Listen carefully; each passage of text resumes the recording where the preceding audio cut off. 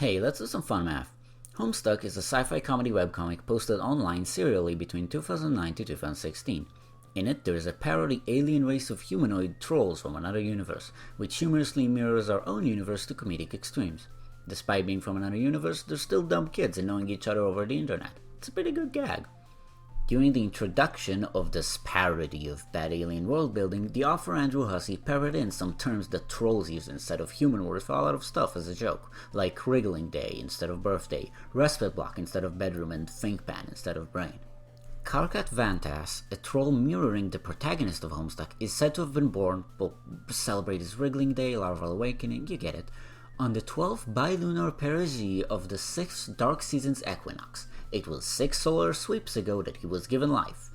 What does any of that mean? Well, thematically it mirrors Jegbert, the previous protagonist who was born on 4/13 and celebrated reaching the age of 13. Karkat here was born on 6/12 and is celebrating reaching the age of 6. The dissonance in age number is played for a joke, where the humans are shocked they're talking to 6-year-olds, but the 6-year-olds are actually exactly as old as them. Hey, let's make some math from that. Part 1. Let's figure out how long a sweep is, which is what gears are called on the troll planet, Alternia. Egbert's age on 4/13/2009 is 13 years old, and Karkat, for comedic cohesion, is specified to be just as old as Egbert. Karkat's age on Alternia on 6/12 is 6 sweeps old. We are explicitly told that 6 solar sweeps are equivalent to 13 Earth years. If we divide the bigger number by the smaller one, 13 divided by 6, we get the conversion rate from sweep to year. 13 divided by 6 is 2.16 repeating, multiply sweep count by 2.16 repeating, and you get years. Vice versa, 6 divided by 13 is 0.461438, and all of that is repeating, which is much uglier, but if you multiply your year count by that repeating decimal, you get your result in sweeps. That's pretty cool, but how many days are in a sweep?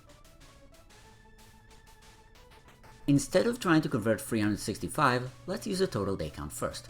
On 4/13, Egbert is 13, that's 4,749 days, 365 times 13 plus 4 leap days in there. 4,749 divided by 6 gives us 791.5 days, but that's not how days work. Calendar years should have finite amounts. 4,749 divided by 13 isn't 365, it's 365 with a remainder of 4. 4 years of those 13 years had a leap day. With this approach, 4,749 divided by 6 gives us 791 with a free remainder, where 3 of those sweeps had a leap day. So, an Alternian year or a sweep is 791 days, and every other sweep has a leap day, or a leap sweep, which is fun to say. Awesome. Wait, that's all assuming a day on Alternia is just as long as a day on Earth. What gives? Dang, good point. Part 2. That's all assuming a day on Alternia is just as long as a day on Earth. What gives? Dang, good point. Let's look at Karkat's introductory text again.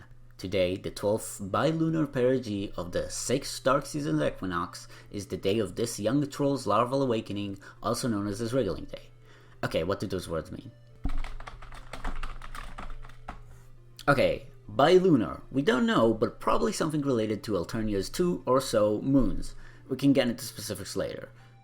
Perigee. Okay, actual definitions. These are important to get right for this, since while I can't assume a day on Alternia is the same as a day on Earth, I can assume definitions and terms of cosmological events are the same, since those are for concepts and theoreticals as much as they are for real events. For example, a perigee is a point in a satellite or moon's orbit where it is closest to the body it is orbiting.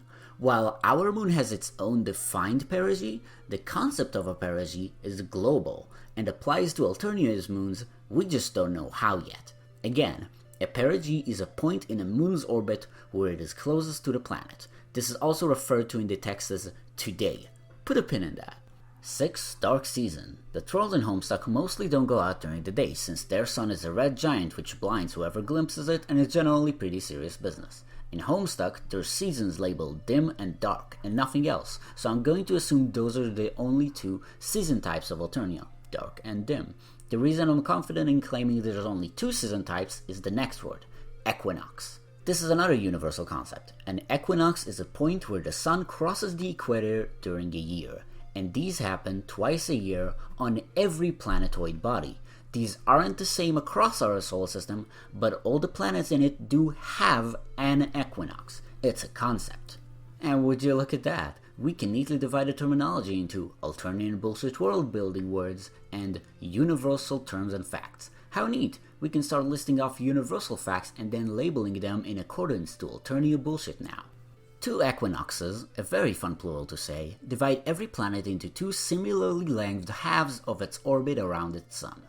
Two equinoxes divide Alternian solar sweeps in two halves. Half one is made up of dark seasons, and half two is made up of dim seasons. The near nocturnality of trolls is why they're called this annoying way, dark and darkest.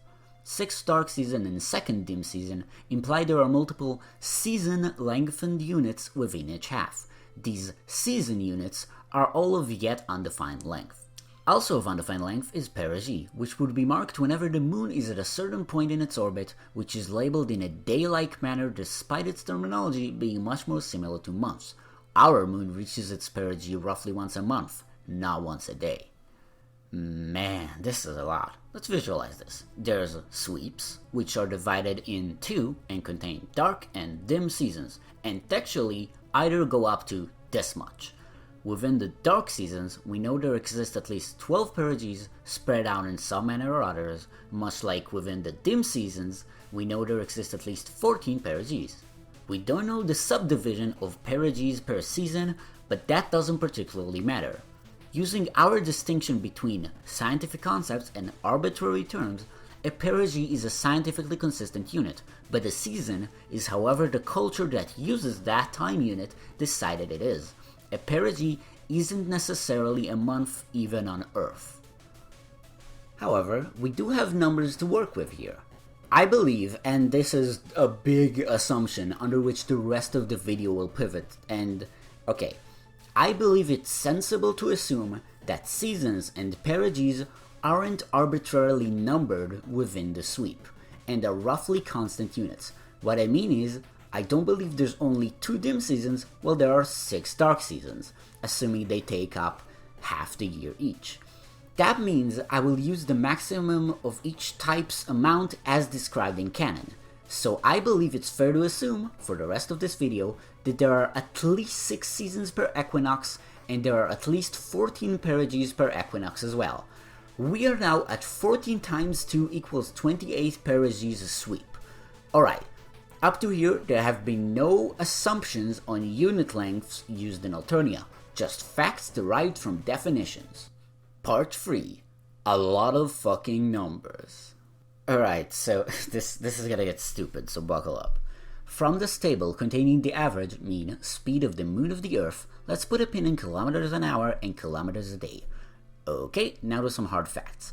An anomalistic cycle is the amount of time it takes our moon to go from perigee to perigee, which is exactly the constant we can compare with Alternia's moons. There are roughly 27.5 days, or more accurately, 27.5545551 days. A year has 12 months and 365 days. That means there are roughly 13.27 repeating anno cycles in a year. A year is a sweep times 2.16 repeating, but we can't say a sweep has 2.16 repeating days.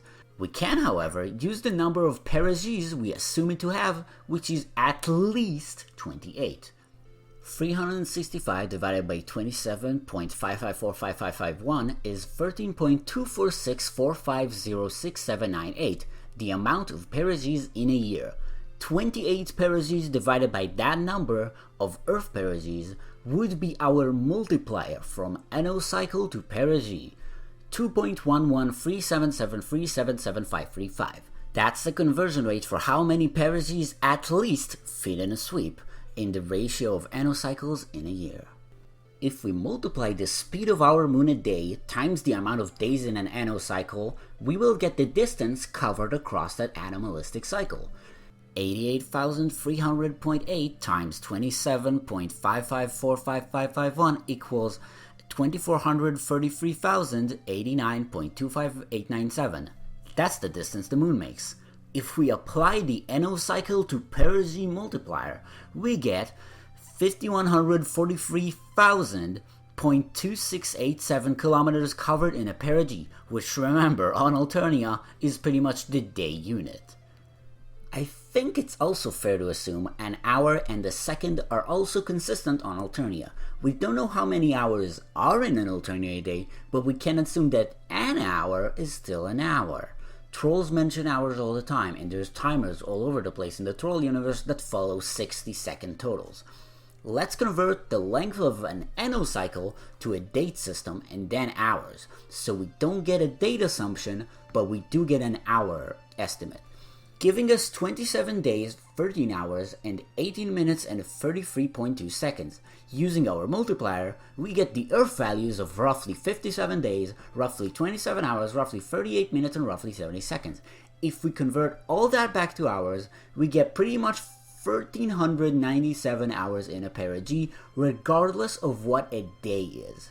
And finally, if we divide the distance the Alternia moons make in a perigee cycle by the hours in a perigee, we can get its speed in kilometers an hour, which is 5,143,000.2687 divided by 1,397.85809,132 equals 3,679.200555736. Part 4. All of that was meaningless. Homestuck is a sci-fi comedy webcomic posted online serially between 2009 to 2016. In it, there is a parody alien race from another universe called Trolls, which humorously mirrors our own universe to comedic extremes. Hiveswap is a sci-fi drama rooted in the racism-sieged world of Alternia, ruled by her imperious condescension and her endless army of drone robots. The troll children are murdered en masse based on a judgment system done at birth. Racism is instilled by all, and those who dare oppose are killed for their subordination. That sounds pretty serious. In Hiveswap, every troll is a child, since once you're an adult, you get sent to space. While you're a child, a monster animal takes care of you. You also build your own house forever at the age of nothing, once you're out of the racism caverns that decide if you're a mutant or acceptable member of society. That sounds pretty silly. Whoa, isn't there some serious tonal dissonance with all of these core world-building parts? Well, yeah, because Homestuck is dumb and weird. Homestuck's biggest flaw is its length. Andrew Hussey, the author, before finishing the work, often said that Act 6 should be shorter than Act 5 and Act 7 even shorter. One of those statements is true, and the other, Act 6, takes more than half of this webcomic. Homestuck began as an audience-guided exploration of a silly Fox video game world where 4 kids play a weird Sims-like game that affects reality, then enter its world and explore weird planets. Homestuck began to get oddly popular when it introduced a species known as the Trolls, grey, human-like kids with candy corn horns. The simplicity of the variation in the design opened the doors for anyone to make a fan troll designs or a troll sonar or anything like that, and the popularity of Homestuck grew and grew. Matthew Patrick opened a YouTube channel by the name Matthew Patrick 13 in 2009, and 2 years later, in April 2011, uploaded the first episode of Game Theory, a fun show taking absurd video game elements and applying real logic and math to them. Game Theory has since declined in quality and self-awareness, no longer treating its theories as fun thought experiments, but as facts, secrets hidden within games, trying to uncover things intended by the developers. I am doing the channel a light disservice by dismissing it so globally, but then again, while it may still host good occasional content, I argue the damage done to media analysis by the Game Theorist channel alone is monumental, second to only CinemaSins and their tasteless non-commentary on vague observations on what would otherwise be a neat look into the human flaws always existent in movies and productions, when it's not just pointless pedantry. 2012 and forward, this was the era of literalism and hidden lore. Video games weren't unclear, they were obtuse and intelligent for hiding the deep lore. There is no frustrated developer going day in day out and trying to express something with his final title before he quits forever. There is only Golden Freddy. There is no insight to the behaviors of players inside video game worlds. There is a skeleton of my favorite 90s RPG character. There is no message in Annihilation 2018. There are aliens and they are taking over the Earth. As Folding Ideas mentions in his video, Annihilation and Decoding Metaphor, quoting Richard Hofstadter's essay, Anti-Intellectualism in American Life, anti-intellectualism is not usually found in a pure form, but in ambivalence. A pure and unalloyed dislike of intellect or intellectuals is uncommon. Game Theory takes to the friendly masquerading of "we are the true intellectuals" in its approach to media analysis. It disregards ambiguity as a riddle to be solved and does not wish to engage in metaphor, since we have the facts, we must have the answers too. When I was doing all the number stuff earlier, some of you may have opened the MSPA wiki page of the Alternian calendar and noticed I never brought up the calendar reading Kalyur with 29 days in Zephros's Hive, or Terezi mentioning a third autumn. This is because for my cool game theory about Homestuck, I didn't want to waste any more of my time on this thought experiments paying attention to things I arbitrarily deemed irrelevant. This is unfair and invalidates my entire effort. In his video, Game Theory, The Secret Identity of Hollow Knight's Hero, open parentheses, Hollow Knight, close parentheses, MathPat has omitted the entire birthplace cutscene, the one showing the Knight and the Pale King in one place, the characters which he spends the rest of the video claiming are one and the same person. In a pinned comment, which has since been replaced with another pinned comment highlighting a fan's critique of the episode, which is cool, I guess, but in that old pinned comment, MathPat has addressed this omission by saying, "Regarding the birthplace memory, I cut it for time and for it getting a bit too complicated for the tone I was looking for in the video."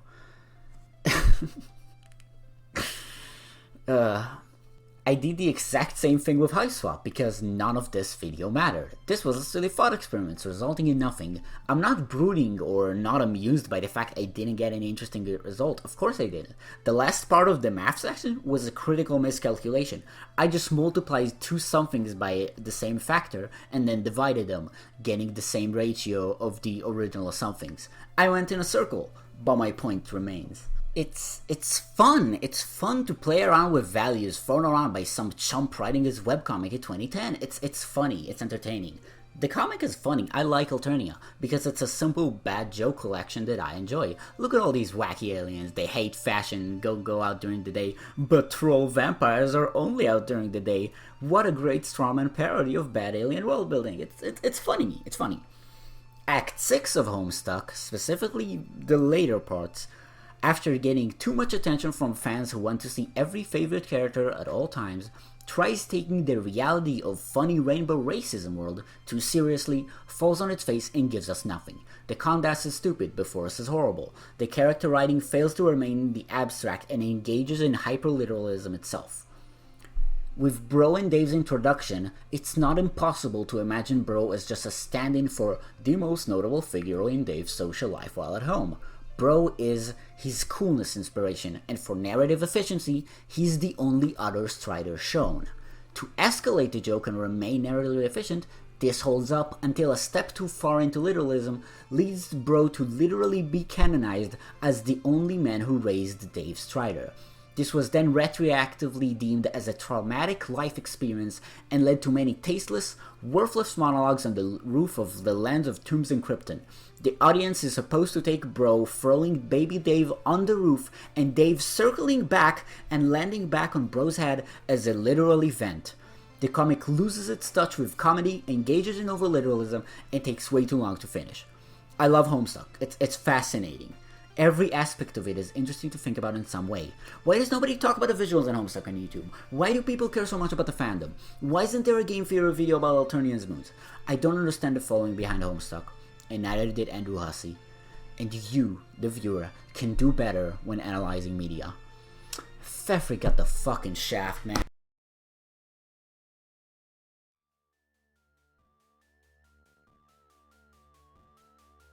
Special thanks to Jan Misely, Echo, Ryan Leaf, and others for helping with the creation of this episode.